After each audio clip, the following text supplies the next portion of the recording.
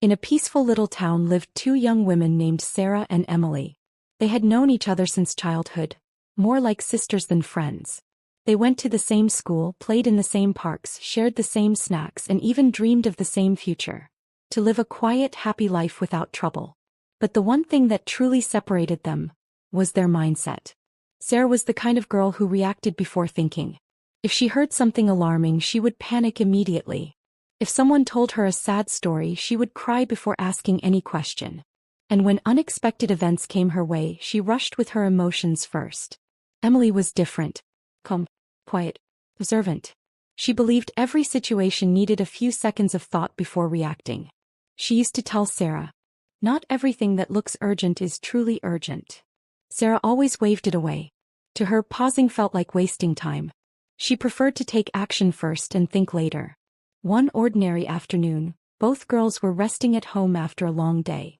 Sarah was lying on her bed scrolling through her messages when a strange text popped up. Emily, sitting on her porch with a cup of tea, received the exact same message at the exact same moment. The message read, "Hello, we accidentally sent money to your account. Please return it immediately before we get into trouble." Sarah's heart began to race. She sat up quickly, staring at the screen. Her breathing changed. Fear moved through her body like electricity. She said out loud, "Oh no, what if they take legal action? What if they track my phone? What if I get in trouble?" Her mind created 1,000 scary possibilities instantly. Meanwhile, Emily read the same message and calmly placed her phone on her lap. No rushing. No fear. Just quiet thinking. She whispered, "If someone sent me money, I would see a bank alert. Why is this person in a hurry? Why didn't they call my bank?" Sarah, however, had already typed back. "Sarah, I'm so sorry. How much did you send?" A few seconds later, the scammer replied, "Scammer, we sent $350 by mistake. Please send it back quickly, I'm in big trouble." They even sent a fake screenshot of a successful transfer and a dramatic voice note pretending to cry. To Sarah, it all felt painfully real. She jumped from her bed, grabbed her purse, and ran out of the house without thinking. Her hands trembled as she rushed to the nearest mobile money agent. She said, "Please, I need to send $350 immediately. Someone made a mistake and I need to fix it before something bad happens." She was so panicked that she didn't even stop to breathe. Within minutes, she transferred the money. A strange sense of relief washed over her for a moment. Then her phone lit up again. "Scammer, we didn't receive it. Please send it again. Hurry, please." That was the moment everything shattered. Sarah's heart dropped to her stomach. She checked her bank app. And for the first time, she noticed it. She had never received any money. No deposit. No alert. Nothing. A cold wave of regret ran through her body. She whispered shakily, "Oh no, what have I done?" Tears filled her eyes as reality hit her harder than she expected.